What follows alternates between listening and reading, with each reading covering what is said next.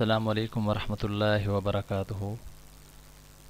اعوذ باللہ من الشیطان الرجیم، بسم اللہ الرحمن الرحیم۔ محترم سامعین، یہ حدیث جو ہے مسند احمد کی ہے 10,610۔ فوت شدہ والدین کے لیے مغفرت کی دعا کرنا۔ رسول اللہ صلی اللہ علیہ وآلہ وسلم نے فرمایا، اللہ عز و جل جنت میں ایک نیک آدمی کے درجے کو بلند کرتا ہے تو وہ پوچھتا ہے کہ اے میرے رب، یہ درجہ مجھے کیسے ملا؟ اللہ فرماتا ہے کہ تیرے حق میں تیری اولاد کے استغفار کی برکت سے۔ سبحان اللہ۔ دعا سمت فرما لیں، اللہم اغفر لہ، اللہم اغفر لہ وارحمہ وارحمہ وعافہ وعافہ واعف عنہ واعف عنہ وأکرم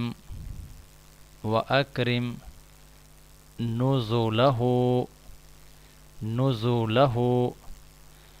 ووسع مدخلہ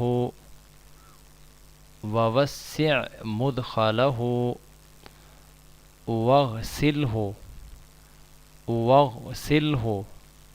بالماء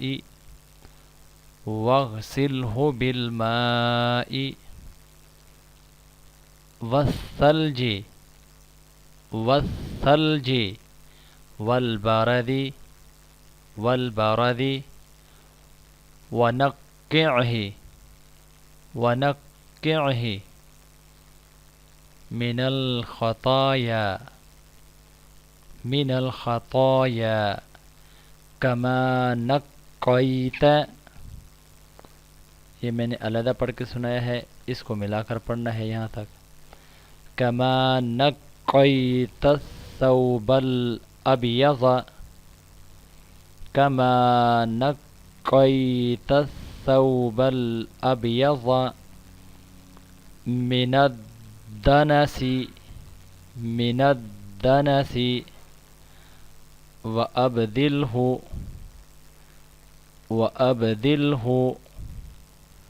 دارا خيرا من داره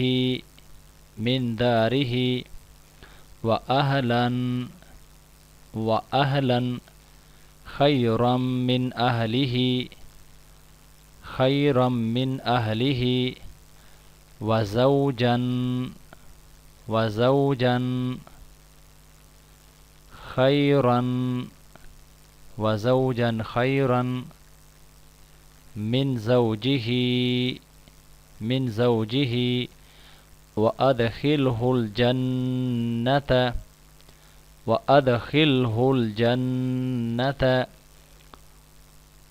وأعذه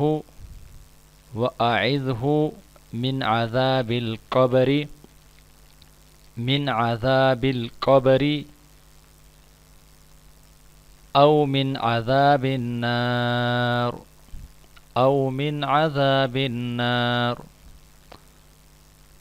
اے اللہ، اس کو بخش دے اور اس پر رحم فرما اور اسے عافیت عطا فرما اور اسے معاف فرما اور اس کی بہترین مہمانی فرما اور اس کی قبر کو کشادہ فرما اور اسے پانی، برف اور اولوں سے دھو دے اور اس کے گناہوں کو اس طرح صاف کر دے جیسے کہ تو سفید کپڑے کو میل کچیل سے صاف کرتا ہے، اور اسے اس کے گھر کے بدلے بہتر گھر عطا فرما اور گھر والوں سے بہتر گھر والے عطا فرما اور اس کی بیوی سے بہتر بیوی عطا فرما